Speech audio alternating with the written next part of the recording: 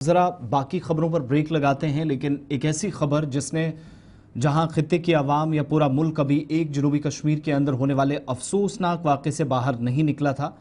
کہ ان 2 ہفتوں کے دوران ہی ایک اور افسوسناک واقعہ وادی کشمیر کے اس علاقے میں پیش آیا جہاں پر شاید اس طرح کا کوئی انسیڈنٹ ہوگا اور شرمناک اور تمام لوگوں کے دلوں کو جھنجھوڑنے والی کوئی خبر دیر رات گئے اس علاقے سے آئے گی، یہ ہم نے کبھی دور دور تک نہیں سوچا تھا۔ وادی کشمیر میں اس خوبصورت سرزمین پر جہاں محبت، امن اور بھائی چارے کا پیغام دیا جاتا تھا، انسانیت اور اخوت کا پیغام دیا جاتا تھا، وہاں ایک خانہ بدوش خاتون کے جنسی زیادتی کے شکار ہونے اور قتل کی خبر نے اس وقت پورے خطے کے اندر شدید تشویش کی لہر اس وقت قائم کر دی ہے۔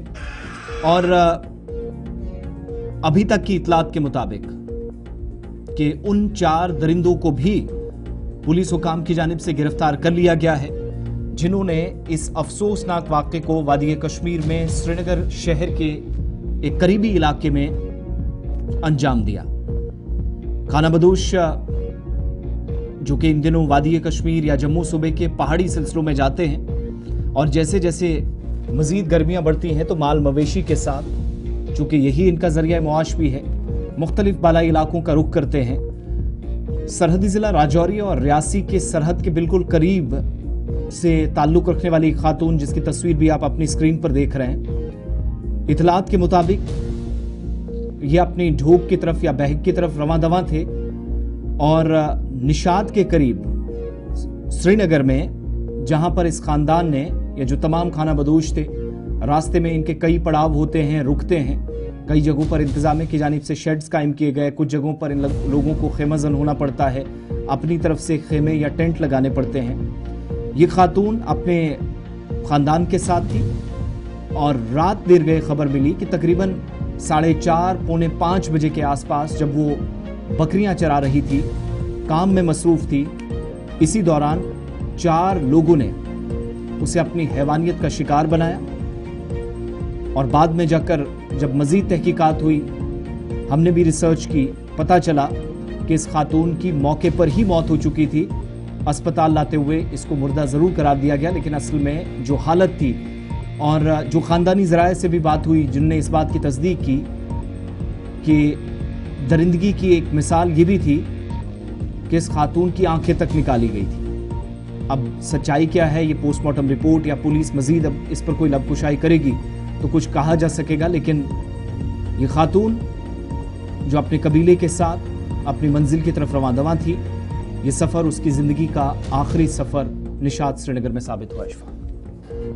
انسانیت، کشمیریت دونوں کل دفن دوبارہ سے ہو گئے ہیں۔ بائیسرن کے بعد، میں نے پہلے ہی کہا تھا کہ بائیسرن کے بعد یہ میری نظر میں سب سے بہت ہی بڑا واقعہ ہے اور میری اس پوری ریسرچ میں شاید پچھلے 20-25 سالوں میں یہ پہلا اس طریقے کا اجتماعی انسیڈنٹ ہوا ہو کشمیر کے اندر۔ اگرچہ پولیس نے رات کی کارروائی کی ہے، گرفتاریاں بھی ہوئی ہیں، لیکن بڑا سوال یہ ہے کہ کہا جا رہا کہ نشے کی لت میں یا نشے میں تھے نوجوان جنہوں نے یہ ہوا کی بیٹی کی عزت تار تار کی، نہ صرف بنت ہوا کو تار تار کیا بلکہ اسے موت کی آغوش میں سلا دیا۔ اب سوال یہ ہے کہ آخر ایسا ہوا کیوں؟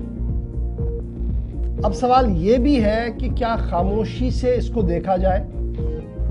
اور سوال یہ بھی ہے کہ آواز بلند کرنے کے بعد حکومتی اداروں پر کتنی بڑی ذمہ داری ہے، کیونکہ آج ایک بہن، ایک بیٹی، ایک ماں ہوس کا شکار بنی ہے۔ اب اگر اس پر آواز نہ اٹھی تو کل یہ دستک ہمارے گھروں تک بھی پہنچ سکتی ہے۔ کیوں؟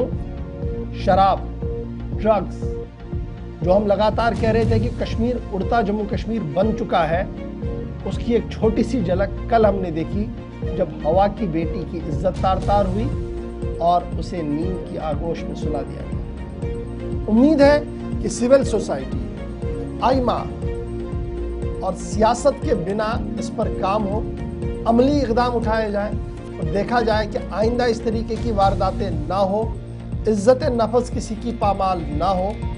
اس کے لیے حکمت عملی کے تحت کام کیا جائے، ترتیب دیا جائے، اور لیٹس ہوپ سو کہ آج عملی طور بیانوں کے بغیر عملی طور پر کوئی قدم بھی اس پر اٹھایا جائے۔ تو چلیے جی، یہ تو تھی وہ خبر، الفاظوں میں سمیٹنا اس کو کافی مشکل